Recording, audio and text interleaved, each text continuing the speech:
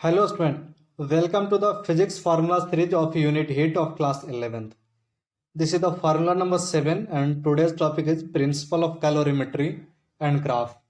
इस वीडियो में हम लोग देखेंगे कि कैलोरीमीटर क्या होता है, कैलोरीमेट्री क्या होता है, प्रिंसिपल ऑफ कैलोरीमेट्री क्या होता है और यहाँ पे एक ग्राफ देखेंगे हम लोग जिसको कहते हैं हीटिंग कूलिंग कर्व। उस कर्व यानी ग्राफ को देखेंगे और उसके बाद में एक दो एप्लीकेशन क्वेश्चन करेंगे, आपको अच्छे से समझ में आ जाएगा। वीडियो में लास्ट तक बने रहिएगा। चलिए यहाँ से वीडियो को स्टार्ट करते हैं। तो अभी नेक्स्ट पेज पर बताएंगे कि कैलोरीमेट्री का क्या प्रिंसिपल होता है। यही होता है, कोई भी अगर ऐसे बकेट हो, अगर एक कैलोरीमीटर होता है जो कि इंसुलेटेड, इसका बाउंड्री जो होगी इंसुलेटर होता है, हीट लॉस नहीं होता है। तो इसमें कोई अगर दो बॉडी रखा गया है कि हॉट बॉडी एक कोल्ड बॉडी, तो जितना हीट लॉस करता है हॉट बॉडी उतना ही हीट गेन करता है कोल्ड बॉडी, अगर बाहर हीट लॉस ना हो तो। यही होता है कैलोरीमेट्री का प्रिंसिपल, वही यहाँ पे लिखा गया है, heat loss equal to heat gain. और ये अलग अलग मास के लिए, अगर सपोज गैसियस फेज में हो तो पहले हीट लॉस करके यहाँ M1L लिक्विड फेज में आएगा, फिर लिक्विड अपना टेम्परेचर चेंज करेगा। यहाँ पे जो हीट ऑब्जर्व कर रहा है, सपोज अगर आइस हो तो पहले ML अगर हीट गेन करके पहले लिक्विड में कन्वर्ट होगा, फिर अपना टेम्परेचर इंक्रीज करेगा अगर कोल्ड बॉडी, अगर सॉलिड हो तो। और यहाँ पे हॉट बॉडी अगर वेपर हो तो। इसके लिए यहाँ एक नॉर्मल फार्मूला लिख दिया गया है और ये ग्राफ है heating cooling curve. Next page पर आपको अच्छे से समझ में आएगा। आइए नेक्स्ट पेज पर देखते हैं इसको। सबसे पहले ये समझते हैं कि कैलोरीमेट्री क्या होता है। कि ये समझ लीजिए कि जैसे हीट का मेजरमेंट कहीं भी फिजिक्स में या केमिस्ट्री में कहीं भी केमिकल रिएक्शन हो रहा हो तो हीट लॉस होता है, कोई कहीं केमिकल रिएक्शन में हीट गेन करता है, रिएक्शन तब रिएक्शन हो पाता है। या फिजिक्स में ही अगर उसका फेज चेंज हो रहा हो, सॉलिड से लिक्विड, लिक्विड से गैस, ऐसे हो रहा हो तो हीट कभी लॉस करता है कभी गेन करता है। इसी के मेजरमेंट को बोलते हैं कैलोरीमेट्री। ये समझ लीजिए कि इसी के मेजरमेंट का जो साइंस है उसी को बोलते हैं कैलोरीमेट्री। तो यहाँ लिखा गया है calorimetry, the measurement of heat is called calorimetry. अब एक टर्म आता है कैलोरीमीटर। यहाँ पे जो डायग्राम दिखाया गया है यह डायग्राम कैलोरीमीटर का है। कैलोरीमीटर को समझ लीजिए एक सिंपल लैंग्वेज के एक बर्तन होता है जिसका बाउंड्री इंसुलेटर होता है, इंसुलेटेड होता है, मतलब हीट बाहर लॉस नहीं होता है। यहाँ लिखा गया है इंसुलेटेड स्टॉप कॉक। ऊपर वाला जो स्टॉप कॉक भी होता है वह भी इंसुलेटेड होता है और इसमें एक थर्मोमीटर भी लगा होता है। अंदर जो जिस टेम्परेचर है, हीट लॉस हो रहा है, एक मटेरियल हीट, सपोज यहाँ दो मटेरियल, एक हॉट एक कोल्ड, तो कुछ हीट ये लॉस करेगा कुछ गेन करेगा। अंदर का जो टेम्परेचर होता है उसको मेजर करने के लिए यहाँ थर्मोमीटर लगा होता है, स्टीरर यहाँ लगा होता है पूरे अच्छे से मिलाने के लिए। और यह जो बर्तन है सिंपल लैंग्वेज में डिवाइस, उसी को बोलते हैं कैलोरीमीटर। तो यहाँ डिफिनेशन लिखा गया, calorimeter is a device through which we can make the heat measurement necessary for calorimetry.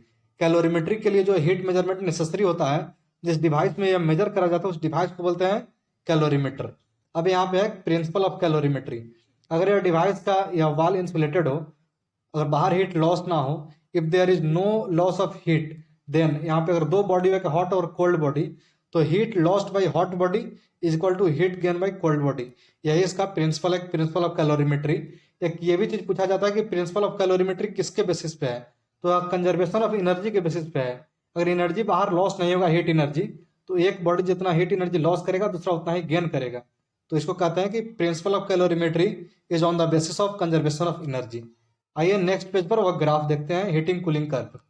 Suppose करिए पहले कोई आइस है, आइस का एक टुकड़ा है जिसका टेम्परेचर -20 डिग्री सेल्सियस है। यहाँ से अगर इसको अगर हीट देना स्टार्ट करेंगे तो यह आइस पहले अपना टेम्परेचर इंक्रीज करेगा और पहुंचेगा आइस 0 डिग्री सेल्सियस पे। तो यहाँ हीट देने से टेम्परेचर इंक्रीज होगा, मतलब टाइम के साथ साथ यहाँ टेम्परेचर इंक्रीज हो रहा है। तो यह ग्राफ का सेगमेंट हो जाएगा सॉलिड फेज के लिए। अगर टाइम के साथ में यहाँ हीट अगर दे रहे हैं, हीट ऐड कर रहे हैं, तो यहाँ टेम्परेचर इंक्रीज कर रहा है। फिर यहाँ 0 डिग्री सेल्सियस पर जब आइस पहुंच गया, इसको और हीट देंगे तो टेम्परेचर इंक्रीज नहीं होगा।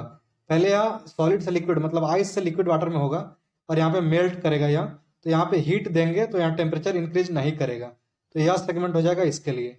फिर यहाँ पे 0 डिग्री सेल्सियस वाटर से 100 डिग्री सेल्सियस वाटर में पहुंचेगा और हीट देंगे तो, और हीट देने से यहाँ पे लिक्विड फेज में टेम्परेचर इंक्रीज कर रहा है, इसके लिए यह सेगमेंट हो जाएगा। फिर अगर और इसको हीट देंगे तो बिना टेम्परेचर इंक्रीज करे हुए 100 डिग्री सेल्सियस वाटर पहले 100 डिग्री सेल्सियस वेपर में कन्वर्ट होगा, तो ये सेगमेंट हो जाएगा। फिर और हीट दिए, सपोज मान लीजिए 100 डिग्री सेल्सियस पे वेपर है, इसको 120 डिग्री सेल्सियस वेपर पे कन्वर्ट किए तो हीट देने से टेम्परेचर इंक्रीज होगा। तो टेम्परेचर और हीट के बीच का ग्राफ यह होगा गैस फेज के लिए। तो यह इसको बोलते हैं हीटिंग कूलिंग कर्व। यह ग्राफ याद रखिएगा कि सपोज अगर सॉलिड आइस है -20 डिग्री सेल्सियस पर और इसको 120 डिग्री सेल्सियस वेपर में कन्वर्ट करा रहे हैं, तो हीट देने के साथ में टेम्परेचर कैसे इंक्रीज कर रहा है, यह अच्छे से याद रखिएगा। और यह इसका एक स्लोप भी होता है, जैसे कि यह फॉर्मूला आप पहले पढ़े होइएगा। और यहाँ इसका स्लोप हो जाएगा T/Q, यहाँ Y axis by X axis, ये आपको पता होगा स्लोप कैसे निकालते हैं। तो T/Q यह हो जाता है 1/mc, यह इसका स्लोप हो जाता है। तो C का वैल्यू यहाँ आइस के लिए हम बताया था आपको पिछले वीडियो में 0.5 कैलोरी पर ग्राम पर डिग्री सेल्सियस होता है, और यह वाटर के लिए होता है 1 कैलोरी पर ग्राम पर डिग्री सेल्सियस। तो आइस के लिए C का वैल्यू कम होता है, तो आइस के लिए यहाँ ग्राफ का जो स्लोप है वह ज़्यादा है, और यहाँ वाटर के लिए जो ग्राफ का स्लोप है यहाँ पे कम है। इसको आप अच्छे से इस ग्राफ से याद रखिएगा कि यह सॉलिड फेज के लिए यह ग्राफ का स्लोप ज़्यादा होता है, और यह लिक्विड वाटर के लिए स्लोप कम होता है। अब आइए एक दो एप्लीकेशन क्वेश्चन कर लेते हैं। यह क्वेश्चन है नीट 1999 में पूछा गया था कि if 1 gram of steam is mixed with 1 gram of ice, 1 gram steam है जो कि मिक्स करा जा रहा है 1 ग्राम आइस से, तो देन रिजल्टेंट टेम्परेचर क्या होगा। देखिए अगर आइस है, रिजल्टेंट टेम्परेचर देखने के लिए अगर 1 ग्राम आइस अगर 0 डिग्री सेल्सियस पर, तो यह अगर 1 ग्राम आइस अगर 0 डिग्री सेल्सियस पर या पहले मेल्ट करेगा, तो यह लेटेंट हीट ऑफ फ्यूजन हम आपको पिछले वीडियो में बताते हैं 80 कैलोरी। फिर अगर 1 ग्राम वाटर है 0 डिग्री सेल्सियस पर, यह कन्वर्ट होगा अगर 100 डिग्री सेल्सियस पर, तो पिछले वीडियो में हम आपको बताते हैं specific heat capacity of water 1 calorie पर ग्राम पर डिग्री सेल्सियस। तो यह 1 ग्राम है 100, यहाँ डेल्टा टी अगर 100 लिया जाए तो 100 कैलोरी हो जाएगा। मतलब 1 ग्राम आइस 0 डिग्री सेल्सियस से 100 डिग्री सेल्सियस वाटर में कन्वर्ट होने के लिए 180 कैलोरी यहाँ पे हीट लेगा, या दोनों। बट अगर स्टीम अगर है 1 ग्राम 100 डिग्री सेल्सियस पर, और स्टीम से अगर वाटर में ही कन्वर्ट हो रहा है 100 डिग्री सेल्सियस पे रह रहा है, तो ये काफ़ी ज़्यादा हीट रिलीज कर देगा। तो यह अगर 1 ग्राम अगर स्टीम है तो इतना हीट रिलीज कर देगा कि 1 ग्राम से भी ज़्यादा आइस को यह 100 डिग्री सेल्सियस पहुंचा सकता है। तो और यहाँ पे आइस तो 1 ही ग्राम था, तो इसको तो आसानी से पहुंचा देगा। तो रिजल्टेंट टेम्परेचर यहाँ 100 डिग्री सेल्सियस हो जाएगा। अब नेक्स्ट क्वेश्चन देखते हैं। नेक्स्ट क्वेश्चन यह है नीट 2012 का। यहाँ पे कहा गया है कि liquid oxygen at 50 degree Celsius, 50 degree Celsius पे ऑक्सीजन लिक्विड स्टेट में होता है, इज हीटेड टू 300 केल्विन।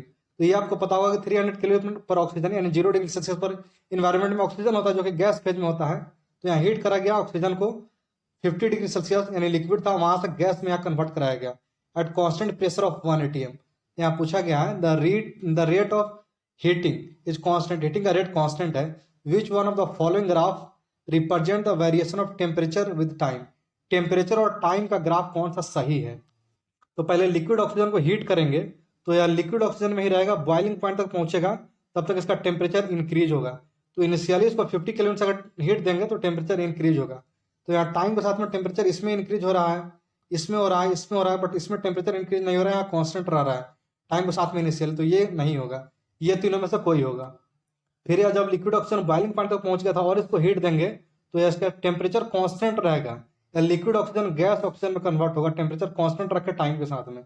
तो सेकंड स्टेज में इसमें कांस्टेंट नहीं है टेम्परेचर, इसमें थोड़ा ऐसे फॉल कर रहा है फिर ऊपर जा रहा है, इसमें भी कांस्टेंट नहीं है, इसमें कांस्टेंट है। फिर और लिक्विड ऑक्सीजन को हीट देंगे तो टेम्परेचर इंक्रीज होगा। तो इसके लिए सही ग्राफ ये हो जा रहा है, ये ए नंबर वाला। ये आपको समझ आ गया होगा। फिर हम एक नेक्स्ट क्वेश्चन देखते हैं जो कि लास्ट क्वेश्चन है, या जेईई मेन 2019 में पूछा गया था। इस क्वेश्चन को अच्छे से समझिएगा, थोड़ा कॉम्प्लिकेट आपको लगेगा बट वैसा नहीं है, ये अच्छे समझ में आ जाएगा। पहले यहाँ दिया गया है कि आइस है -20 डिग्री सेल्सियस पर, यह आइस ऐड किया जा रहा है 50 gram of water at 40 degree Celsius पे। 50 ग्राम वाटर है 40 डिग्री सेल्सियस पे, इसमें कुछ आइस ऐड करा जा रहा है -20 डिग्री सेल्सियस पर। कितना आइस है, आइस का मास क्या है हमको पता नहीं है। और इसका temperature, when the temperature of the mixer का टेम्परेचर 0 डिग्री सेल्सियस पे पहुंच जा रहा है, मतलब आइस भी -20 से 0 पे पहुंच रहा है, और ये भी 40 डिग्री सेल्सियस से 0 पे पहुंच रहा है। It is found that 20 gram of ice is still unmelted, मतलब आइस का 20 ग्राम मेल्ट नहीं हो रहा है और कुछ मेल्ट हो जा रहा है। मतलब पहले जो आइस जो ऐड करा गया था वाटर में 50 ग्राम वाटर में, उसका मास 20 ग्राम से ज्यादा था, यानी आइस 0 डिग्री सेल्सियस पे पहुंच करके कुछ मेल्ट हो रहा है और 20 ग्राम मेल्ट नहीं हो पा रहा है। तो यहाँ पूछा है the amount of ice added, पहले जो आइस ऐड करा गया था उसका मास क्या है। ओबियसली 20 ग्राम से ज्यादा होगा मास, क्योंकि 20 ग्राम मेल्ट होने से बच जा रहा है और कुछ मेल्ट हो जा रहा है।